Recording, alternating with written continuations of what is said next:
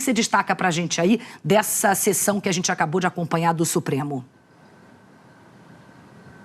Um julgamento rápido, né? Foi trazido à mesa, Cris, boa tarde novamente para você, pelo presidente da Corte, Dias Toffoli, depois que ele recebeu 2 pedidos. Porque qual foi o caminho? A defesa do ex-presidente Lula apresentou este pedido de habeas corpus ao ministro Gilmar Mendes, que pediu vista de um outro processo de liberdade do ex-presidente Lula. Aí o ministro Gilmar Mendes falou, olha, eu acho que quem deve decidir sobre isto é o ministro relator, o ministro Edson Fachin. Os dois entraram no acordo, conversaram com o presidente Dias Toffoli, que trouxe, portanto, o caso em mesa.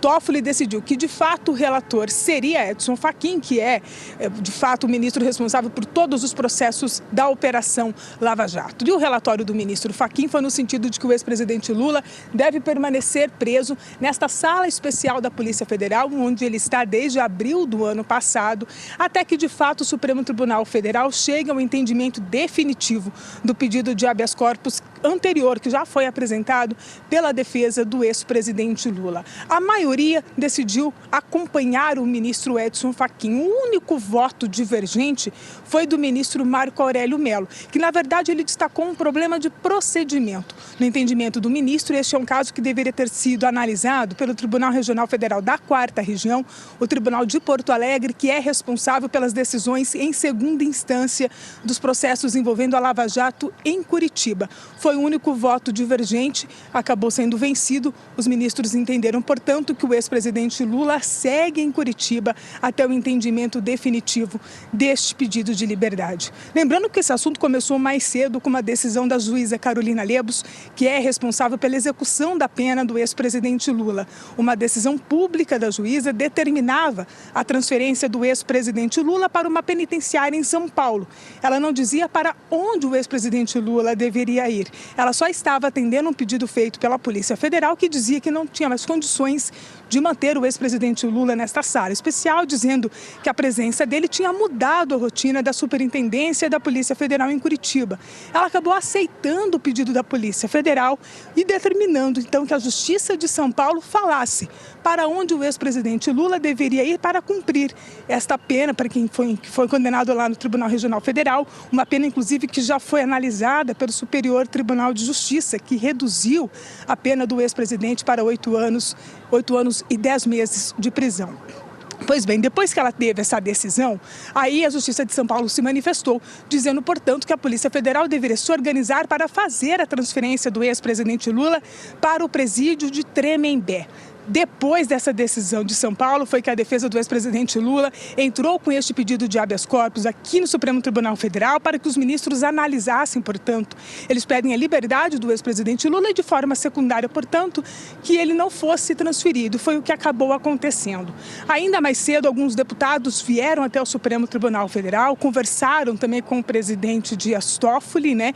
E aí eles acabaram, portanto, conversando com o presidente e depois disso é que veio a decisão de trazer o assunto para o plenário e que eles chegaram a uma conclusão. Cris, essas são as informações, um resumo. Eu vou convidar para participar comigo dessa entrada ao vivo a Mariana Oliveira, que é a repórter que trabalha aqui no Supremo Tribunal Federal, que tem mais detalhes dos bastidores de tudo que aconteceu hoje aqui, né, Mário? Boa tarde para você. Boa tarde, Isa. Boa tarde a todos. Com licença. Enfim, boa tarde a todos. O Supremo Tribunal Federal acabou tomando uma decisão inesperada, né?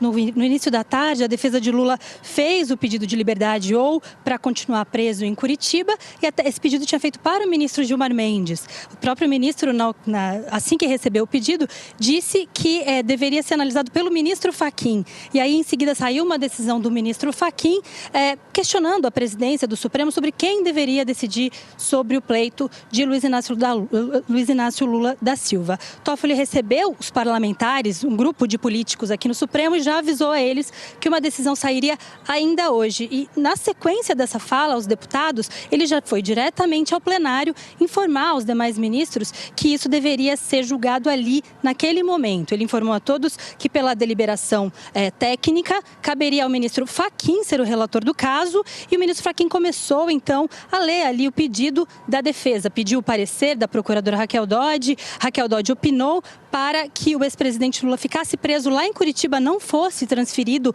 para Tremembé. E esse foi, então, também o voto dado pelo ministro Fachin. Os ministros todos concordaram, apenas o ministro Marco Aurélio entendeu que não cabia ao Supremo decidir hoje sobre esse caso, que a defesa deveria primeiro recorrer ao TRF4, né, a segunda instância lá que cuida dos processos da Lava Jato.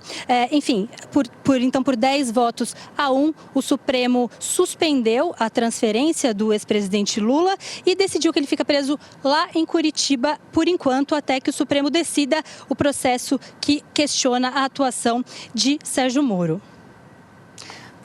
Maravilha, muito obrigada, agradeço a participação de vocês duas, Mariana, também Isabela, obrigada mesmo. Qualquer novidade, claro, vocês chamam a gente aqui imediatamente, como a gente viu, né, mais cedo agora, nessa entrada da Isabela, foi realmente uma sessão de última hora do Supremo, decidindo, portanto, suspender essa transferência do ex-presidente Lula aqui para São Paulo. Vamos